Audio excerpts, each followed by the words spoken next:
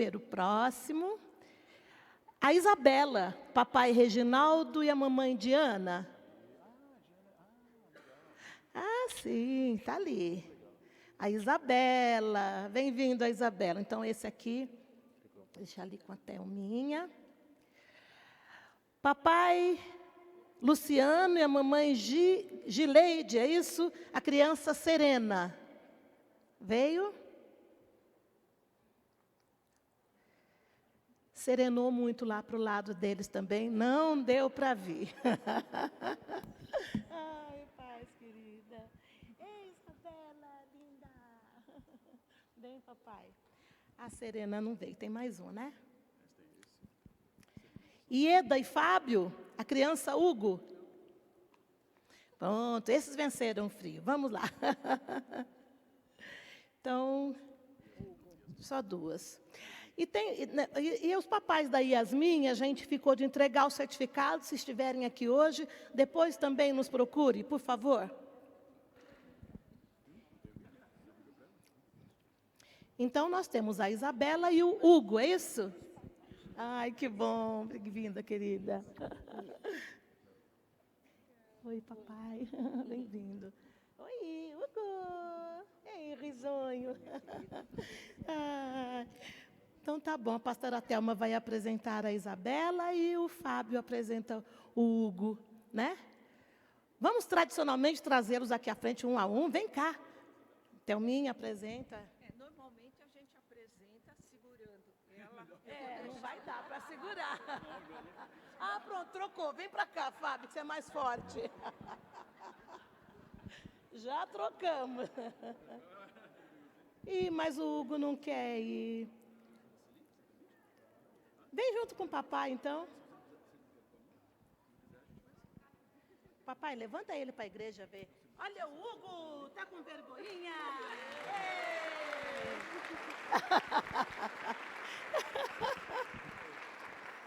Oh, meu Deus. Ok, pode voltar ali. Traz aqui. Oh! Essa é a Isabela.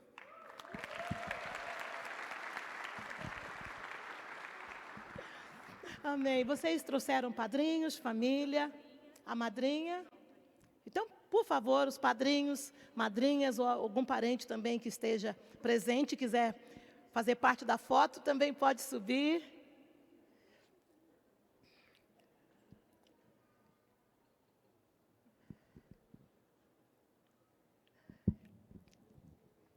Ok. A madrinha da Isabela, fica ali pertinho dela, por favor. Isso. O Hugo não veio para padrinhos, não, né? Qual o nome da madrinha? Leidinete. Leidinete, você sabe que os padrinhos, tradicionalmente, são pessoas próximas à família e que recebem o convite de serem participantes, né? Da educação, do cuidado com a espiritualidade, com a integridade também física da criança, da família, né? É um cargo de responsabilidade, né? Ser padrinho, ser madrinha é um gesto de confiança e, automaticamente, desdobradamente, de responsabilidade, porque agora a Isabela também se torna um pouco sua filha, né?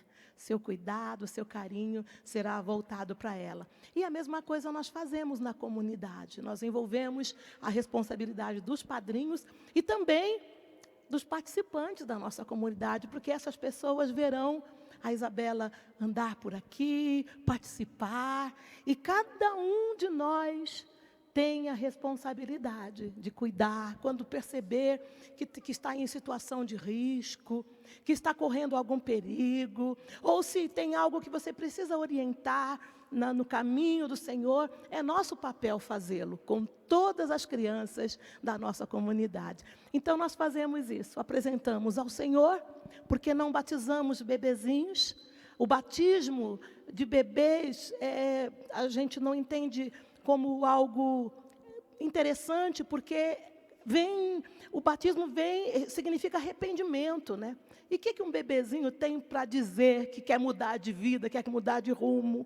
Então, eles um pouco maiorzinhos, a gente apresenta ao Senhor. Seja pequenino, seja maior, apresentamos diante do Senhor, pedindo a Ele sabedoria, pedindo a Ele força, paciência, amor transbordante, para educarmos nossas crianças no caminho em que elas devem andar. E eu creio que esse é um ato que agrada ao coração de Deus, como Pai amoroso e bom que Ele é. Amém? Então, vou pedir para que você estenda as suas mãos para cá. E se lembre, a Isabela e o Hugo estão neste momento sendo apresentados ao Senhor e à nossa comunidade, para sermos coparticipantes com seus pais no cuidado delas. Paizinho amado e querido, oramos a Ti agradecidos por cada família que está aqui, apresentando a sua criança, apresentando o presente que eles receberam de Ti, que é a vida dessas crianças, para cuidarem, para amarem, para direcionarem no Teu caminho, Senhor. E eu oro pedindo para que a tua boa mão seja percebida por cada uma dessas famílias, cada pai, cada mãe, nessa madrinha, que acompanhará o crescimento da sua afilhada. E em nome de Jesus, Senhor, capacita mais e mais, inspira com o Teu doce Espírito Santo, Senhor, para que do alto venha sabedoria, para que do alto venha paciência, para que do alto venha amor, para que do alto venha, Senhor, o desejo de educar seus pequenos no caminho em que deve andar. Essa é a nossa oração. E nós fazemos isso com muita alegria, com muita gratidão, no nome precioso de Jesus. Amém, amém. Parabéns, Isabela. Parabéns, Hugo. Deus abençoe. E vocês levam uma lembrancinha, tá? Que é o certificado aí, marcando o dia da... Deus abençoe. Daqui a alguns anos te vejo lá na sala do batismo. É mesmo, o próximo passo vai ser o batismo, né? Deus abençoe, viu? Ei, vocês são da qual da família? Ah, tá. Parabéns. Titio, né? Não, eu sou o irmão dela. Ah, você é irmão. Ah, você é irmão da Isabela.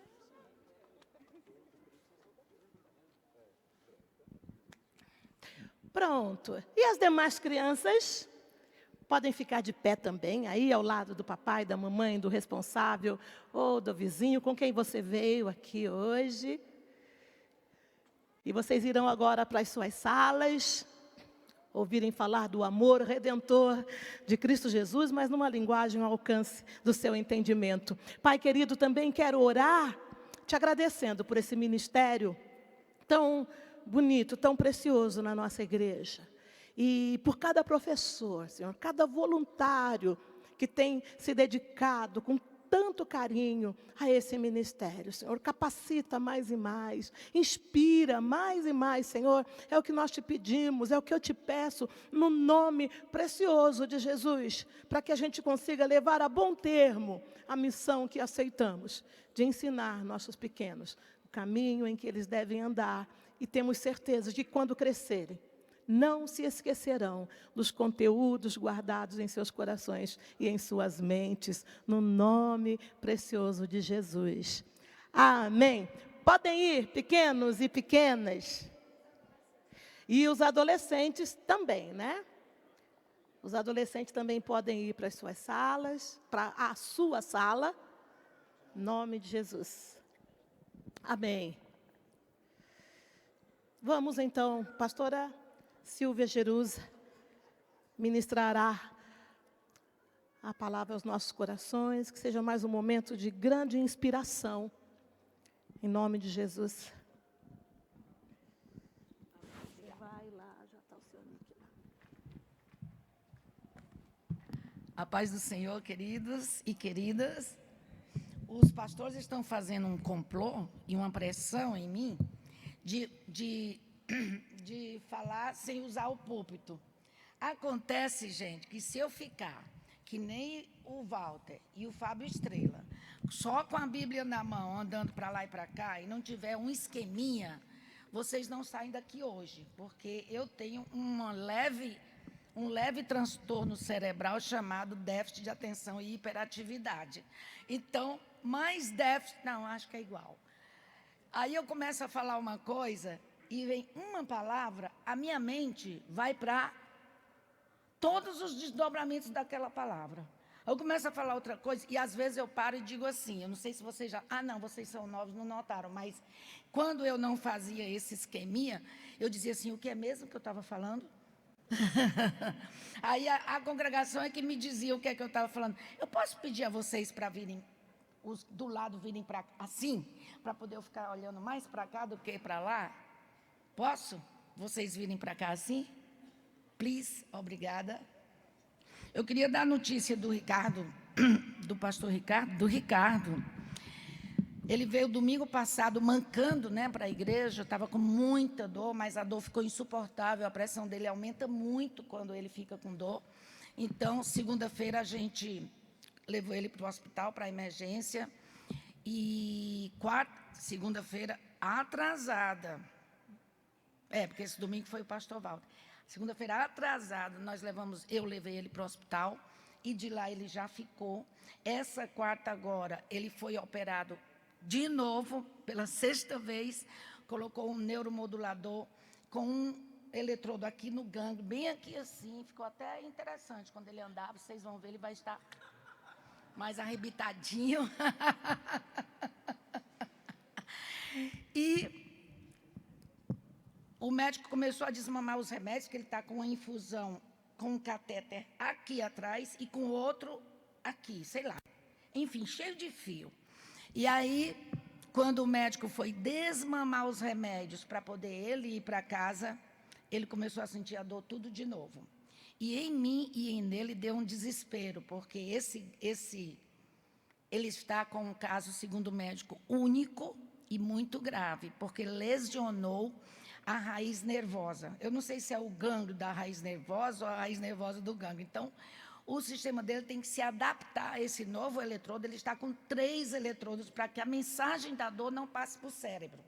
Então, os meninos disseram, ei, esses 11 minutos aqui não servem não, que eu estou dando notícia do Ricardo.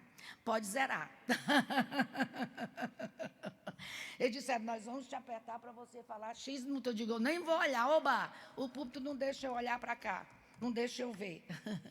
Mas, enfim, eu queria pedir a vocês que vocês orassem muito pelo Ricardo, principalmente pelo emocional dele, porque são 3 anos que a gente luta, já é a 6ª cirurgia, o 10º procedimento, bloqueio, papapá, e nada tem resolvido. Nada, absolutamente nada.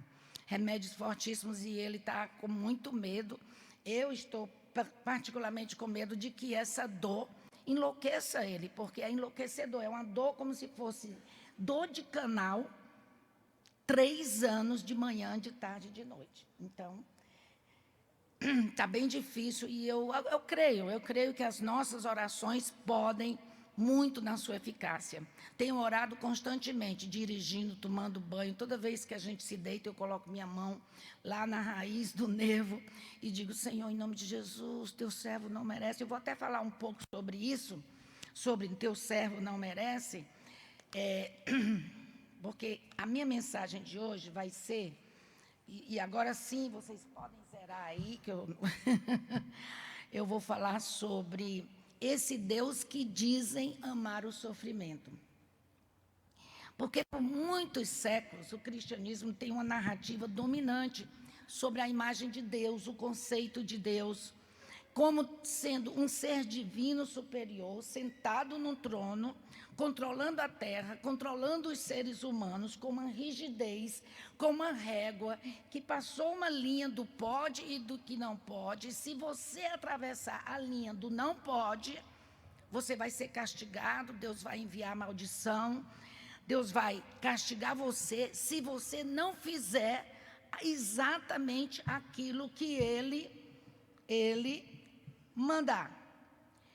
Então, é como se Deus fosse, se você for bom, beleza, você vai ter toda sorte de bênçãos. Se você for mal, você vai ter todas as maldições, você vai ter castigo de Deus.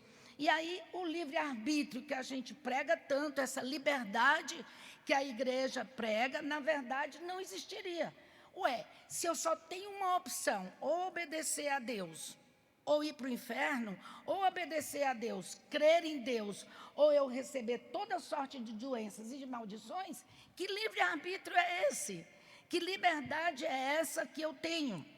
E uma coisa que eu tenho visto muito, principalmente nas redes sociais, eu postei, porque domingo passado eu e o Ricardo fizemos 46 anos de casados, eu tinha reservado um chalé em São Francisco de Xavier, com jacuzzi, só a gente, isolado, no topo de uma montanha, a gente ia fazer trilha, sonhos maravilhosos para a minha 46ª lua de mel. E onde nós passamos? No hospital. Aí eu postei um texto sobre o Ricardo, na saúde, na doença, etc., toda romântica. Pois muito bem, os crentes no direct do Instagram do Ricardo, acabando com o Ricardo, está vendo? Bem feito, e citando versículos. Uma pessoa que foi aqui da Bethesda, que saiu da Bethesda, disse assim, se você não se humilhar, essa cura ou essa doença será para sempre, nada lhe curará. E e uns justiceiros, um pastor de Curitiba colocou assim, não sei o quê, um versículo bíblico dizendo que que você vai prestar conta de Deus e dura vai ser minha maldição sobre ti, arrepende-te de onde caíste, etc, etc. Bom, eu muito metida, porque fui eu que fiquei lendo para ti, eu sempre tiro os haters do direct para não adoecer a mente do Rick. Falei assim, muito obrigado, querido, o seu amor me constrange, porque eu com dores excruciantes e a palavra de ânimo que eu recebo de você é a maldição de Deus, mas o Deus que eu sirvo, e foi isso que me incentivou a trazer essa mensagem para a nossa comunidade, é que o Deus que nós servimos é um Deus amoroso, um Deus bom, um Deus perdoador, um Deus de misericórdia. Eu tenho certeza que o coração de Deus também está dolorido com a dor de cada um e cada uma de vocês e a dor do Ricardo também.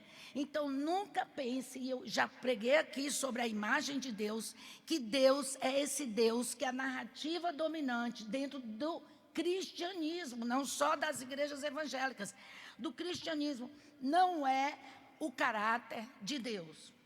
Mas existem muitos teólogos, pastores, padres, pastoras que escolhem seletivamente, eles têm uma escolha seletiva de versículos bíblicos para prender você, para controlar a gente, para exercer poder sobre o povo da sua comunidade, ou mais amplamente falando, sobre os seus seguidores. Mas esse projeto de poder, de nos controlar, é oposto ao projeto de Jesus. Porque Jesus é o Emanuel, Deus conosco. Jesus veio mostrar outro rosto de Deus aqui na terra. Jesus não veio mostrar um reino de poder, como os judeus esperavam. O Messias veio com outro projeto, o de mostrar verdadeiramente o que era o reino de Deus.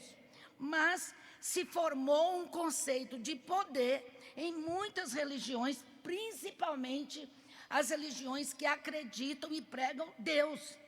E aí eu quero falar de um conceito que eu aprendi, que criou-se o que foi denominado de religiões de alta demanda. E eu vou explicar para vocês o que são essas religiões de alta demanda.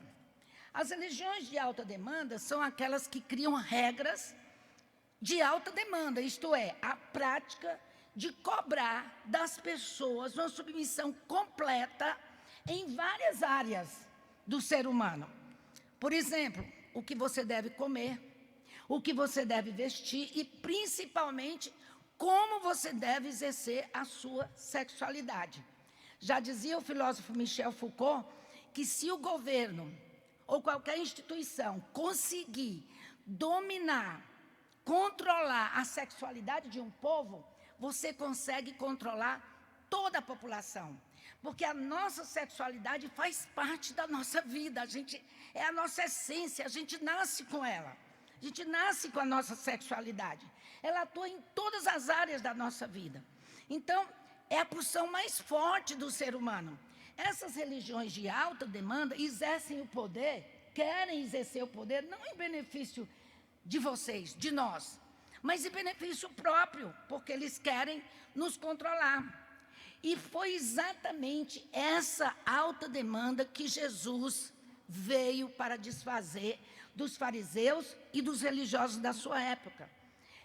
Foi o oposto que ele veio ensinar. E foi exatamente as suas ideias, os seus ensinamentos que o levou à cruz do Calvário. João Batista, eu queria fazer aqui um contraposto aos dois, ele veio anunciar a Jesus com muita ferocidade. É tanto que ele dizia, raças de víboras. João Batista era ousado. E ele veio para anunciar o Messias, veio para anunciar Jesus. E ele esperava que Jesus viesse com força, com poder, para poder derrotar os romanos. Mas, ao ouvir os relatos que Jesus estava pregando e fazendo, ele pediu aos discípulos para perguntarem a Jesus, você é mesmo o Messias que nós estávamos esperando? Ou devemos continuar esperando mais ainda? E agora eu quero que vocês abram as suas Bíblias. No relato de João Batista questionando Jesus, Mateus 11, versículos, nós vamos ler vários versículos, tá? 11, 1 a 19. Depois, vou deixar vocês encontrarem, é o primeiro livro do Novo Testamento, Mateus 11, versículos 1 a 19. Depois de transmitir essas instruções aos seus 12 trabalhadores, e eu estou lendo do livro da Bíblia, a mensagem, ele saiu a ensinar e pregar em diversas vilas. Nesse meio tempo, João foi preso. E quando soube o que Jesus estava fazendo, enviou seus discípulos para perguntar, o Senhor é aquele que estávamos esperando ou teremos de esperar mais? Jesus lhes disse, voltem e digam a João o que está acontecendo. Os cegos veem, os paralíticos andam, os leprosos são purificados, os surdos ouvem, os mortos ressuscitam, os marginalizados da terra ficam sabendo que Deus está... Prestem atenção a essa frase. Os marginalizados da terra ficam sabendo o quê? Que Deus está do lado deles. E é o que vocês estavam esperando? Então, considerem-se muito abençoados. Enquanto os discípulos de João voltavam com a resposta, Jesus resolveu explicar às multidões quem era João. Ele disse, o que vocês esperavam quando foram vê-lo no deserto? Eu acho linda essa passagem. Alguém aproveitando o fim de semana, lá em Tulum, no México, eu que estou dizendo. Alguém aproveitando o fim de semana, um magnata de roupa de grife, esse tipo de gente que vive rodeado de celebridades, afinal, o que vocês foram ver? Não foi um profeta? Com certeza, um profeta. Talvez o mais importante que vocês terão a oportunidade de ver, de ouvir. Ele é o profeta que Malaquias anunciou quando escreveu, estou enviando o meu profeta adiante de vocês para preparar a estrada para vocês. Permitam-me dizer o que está acontecendo. Ninguém na história humana é mais importante do que João o Batista. Mas no reino para o qual ele preparou vocês, a pessoa mais humilde é mais... Olha que lindo. Ele veio para preparar o anúncio do reino, mas a pessoa mais importante, é mais humilde na história humana, é mais importante que João. Por quê? Mas o reino para o qual ele preparou vocês, a pessoa mais humilde, olha como Jesus é totalmente o oposto do poder, é mais importante do que ele. Aí ele diz, mas há muito tempo que se tenta uma entrada forçada no reino de Deus. Mas se lerem com atenção os profetas e a lei de Deus, vocês perceberão que tudo combina em João, unindo-se a ele no caminho para o Messias do reino. Olhando para esse ângulo, João é o Elias que vocês esperavam chegar para apresentar o Messias. Vocês estão me ouvindo? Vocês entendem o que eu digo? Aí Jesus diz, com que posso comparar essa geração? Eu acho tão parecido com o século 21. As pessoas se comportam como crianças mimadas, reclamando dos pais. Queremos pular corda, mas vocês estão sempre cansados. Queremos conversar, mas vocês estão sempre ocupados. João veio jejuando, olha essa discrepância. João veio jejuando e foi chamado de quê? De louco. Aí Jesus diz, eu cheguei festejando e vocês me chamaram de beberrão, amigo da ralé. As pesquisas de opinião parecem não valer muita coisa, não é? Só com a experiência é que se comprova a verdade. Então, aqui com essa passagem, Jesus está se recusando a exercer o poder e a agir a seu favor. Ele escolheu ficar com os fracos, ele escolheu amar os fracos, os oprimidos e ajudá-los. Nós vamos ler em Lucas 4, fiquem com suas Bíblias abertas que a gente vai ler vários versículos. Lucas 4, 17. Também outra passagem incrível, que Jesus foi para a sinagoga, né? Foi para o templo, abriu no profeta Isaías o livro e encontrou o lugar onde está escrito, para que Jesus veio à terra? Isso aí está em Isaías 42, Deus dizendo que ia enviar que é esse Jesus, que diz assim, o Espírito do Senhor está sobre mim, porque Ele me ungiu. Para que Jesus foi ungido? Para que Jesus foi enviado? Por que Deus veio à terra? Para pregar boas novas, adivinha para quem? Para pregar boas novas aos pobres. Aos pobres. Ele me enviou para proclamar liberdade para quem? Aos presos. Recuperação de vista aos cegos. Para libertar quem? Os oprimidos. E proclamar o ano do quê? Da graça do Senhor. Jesus veio para proclamar a graça. E a Bíblia nos diz que Jesus crescia em graça e em verdade, porque a verdade precisa vir depois da graça. E Jesus, várias vezes, nas suas atitudes e nos seus feitos, ele quebrou as doutrinas, ele quebrou a lógica dos religiosos.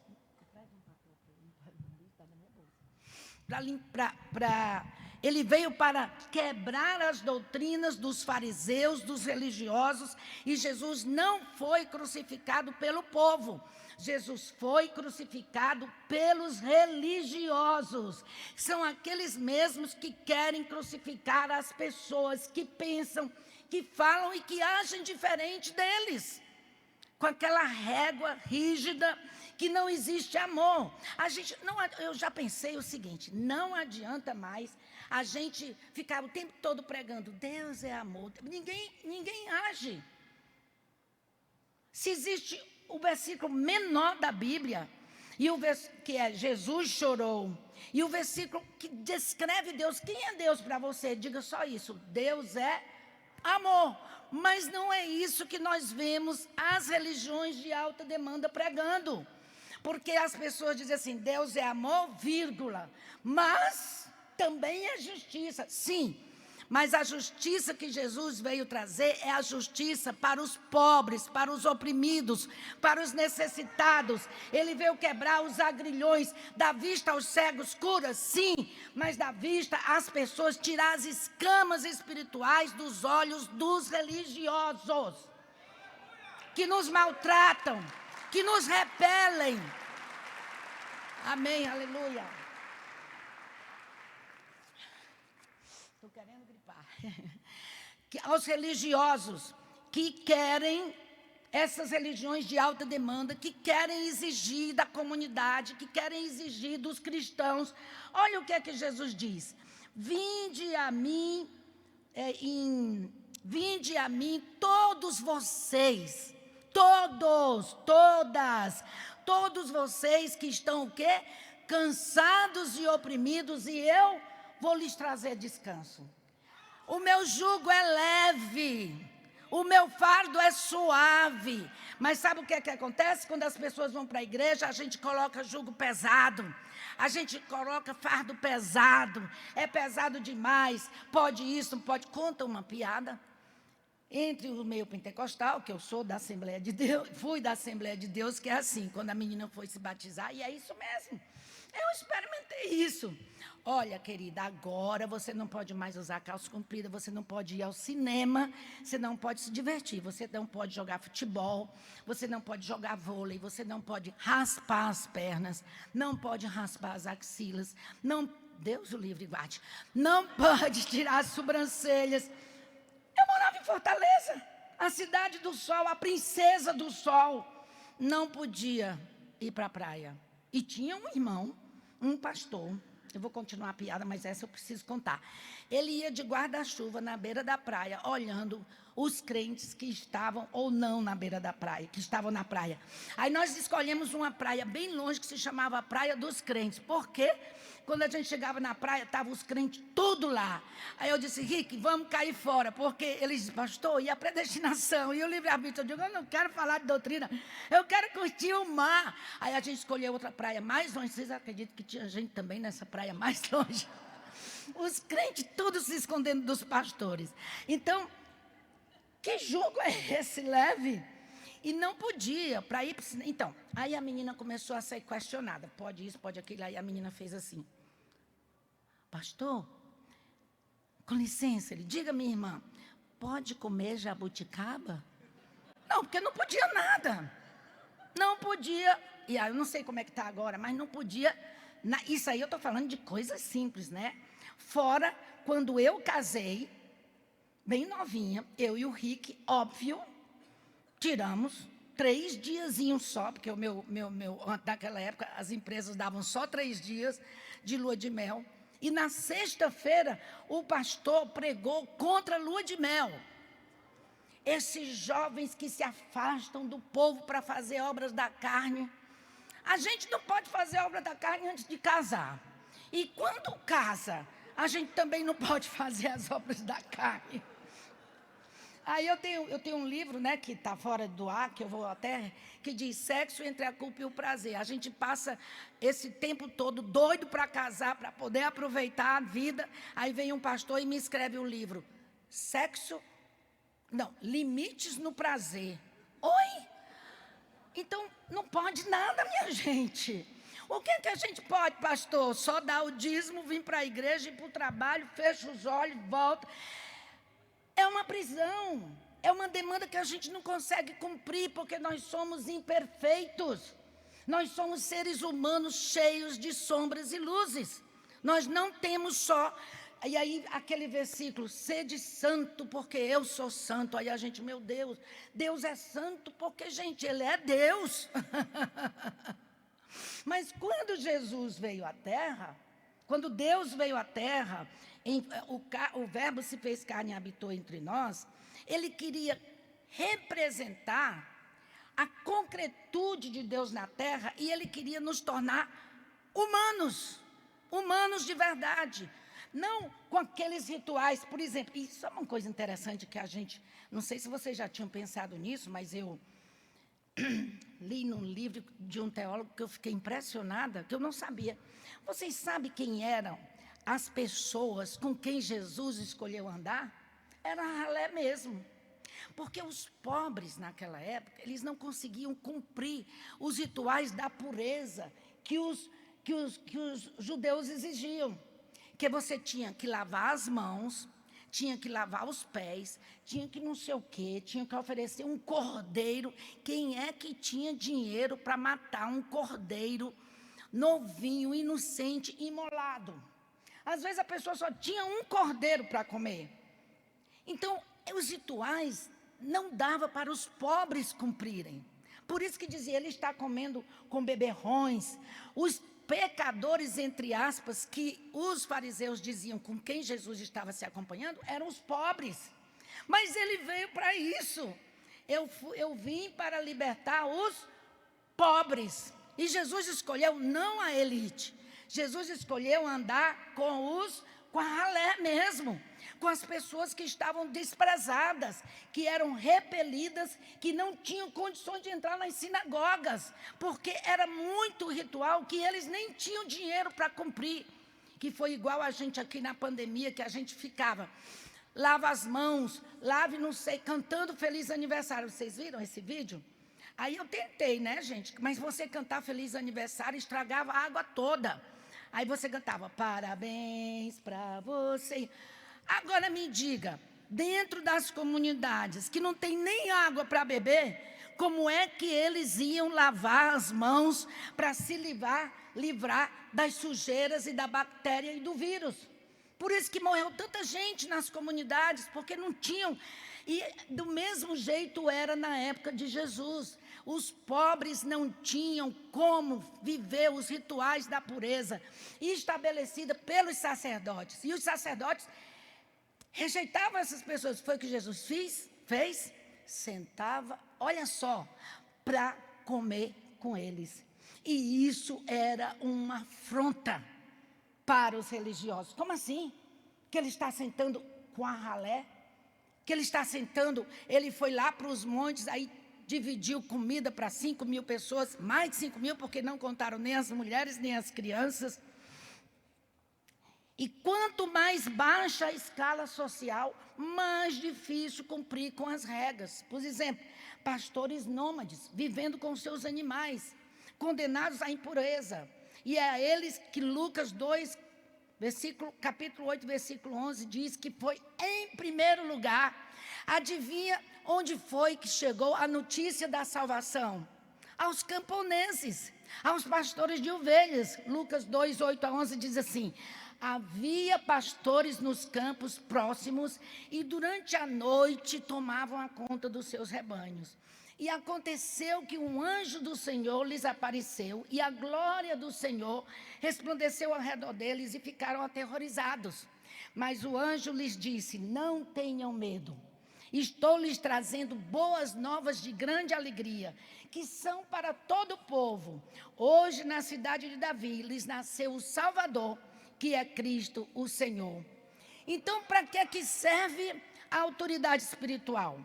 A autoridade religiosa serve para pregar, para ensinar a santidade de Deus entre o povo, para que nós sejamos verdadeiramente um povo santo de Deus. Então, Jesus não exige rituais. Em vez disso, Jesus quer andar conosco. Com quem? Com os fracos, com os pobres, com os oprimidos. Eu tenho a impressão que se Jesus viesse hoje, ele seria chamado de comunista. Como assim? Ele quer igualdade? Como assim? Ele quer andar com os pobres? Que história é essa de pobre? Eu vou encerrar, eu fico indignada, eu sou tuiteira, mas eu tenho bem pouquinho seguidor. Mas é a minha plataforma predileta, porque eu gosto de brigar. E lá é que tem as notícias horríveis.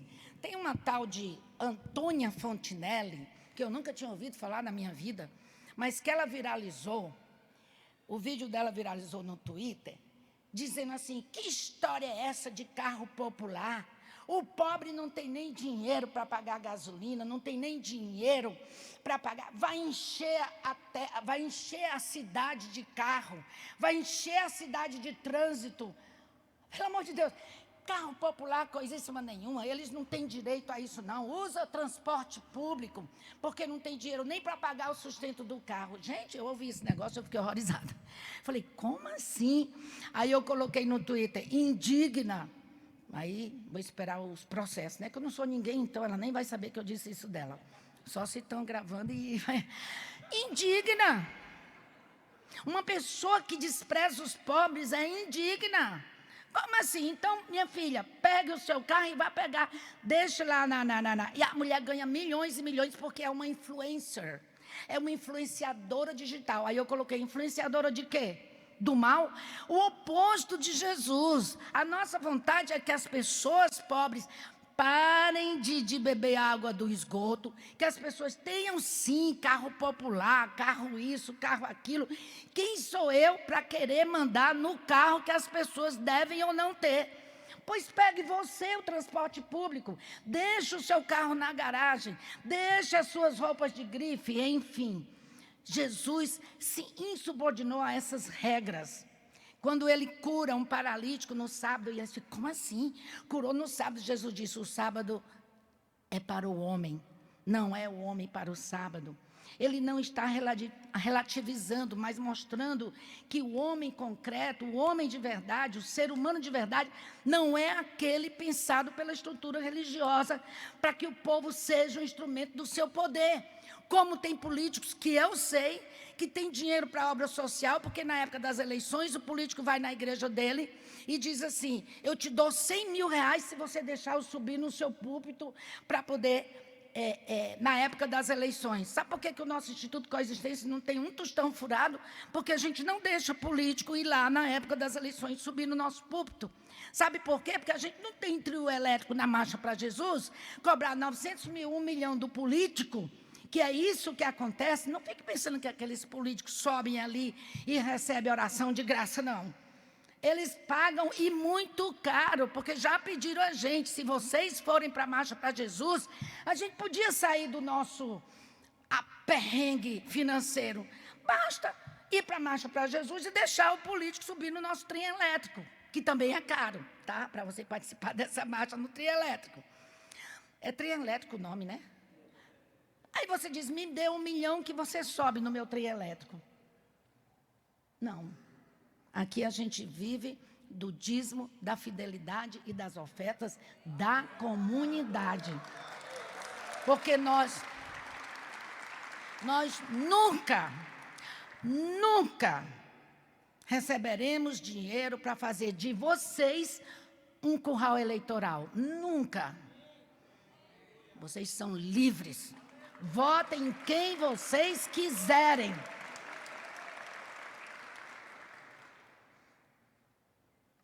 Jesus faz o contrário da pastorada de hoje.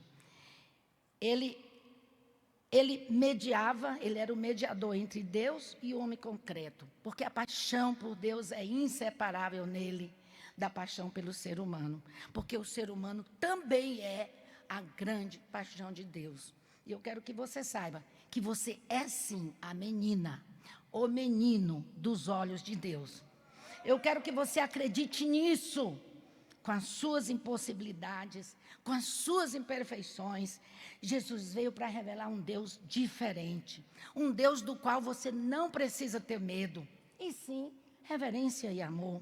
O amor dele deve nos constranger a segui-lo. O amor dele, não o medo dele, deve nos constranger a mudar alguns hábitos que não estão de acordo com os seus princípios, para que ele seja realmente a nossa estrela guia, para que ele seja a coisa mais preciosa, como a gente cantou aqui, dentro de nós, aquele que está conosco e ao nosso redor. Então eu quero encerrar dizendo, Deus é um Deus de misericórdia, não de sacrifício. Deus não é um Deus santo que rejeita, que condena, mas é um Deus que atrai e que se alegra com a volta de qualquer filho e qualquer filha sua. Amém? Vamos ficar em pé, vamos orar? Aleluia, agradecer por esse Deus tão incrível. Aleluia. Senhor, eu quero, nesta hora, colocar nas tuas mãos, nas mãos desse Deus tão lindo que a gente ama tanto, cada pessoa aqui presente, cada pessoa que vai ouvir esta mensagem, onde quer que esteja. Que a nossa imagem de Deus seja reconstruída. E nós te agradecemos, Jesus, por tu teres nos mostrado esse Deus tão lindo, tão amoroso e tão bom. O teu amor nos constrange. E nós queremos aqui, diante de ti, demonstrar o nosso amor por ti e te dizer, Pai, Jesus, segura nas nossas mãos. Ruá divina, sopra sobre nossas vidas para que sintamos esse amor. Que as nossas imperfeições sejam colocadas aos teus pés, com a certeza que a tua graça sempre nos alcança. Eu te peço isso e te agradeço pelo teu grande amor em nome desse Jesus maravilhoso, nosso Cristo, nosso Salvador. E o povo de Deus diz: amém, aleluia. Vamos louvar mais um pouco a Deus.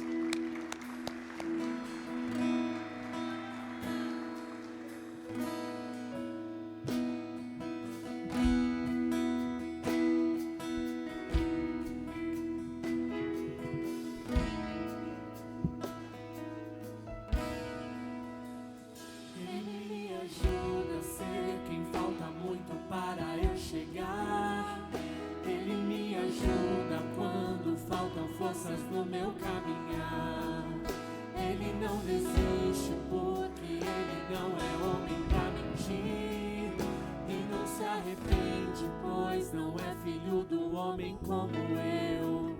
Ele me ajuda a ser quem falta muito para eu chegar. Ele me ajuda quando faltam forças no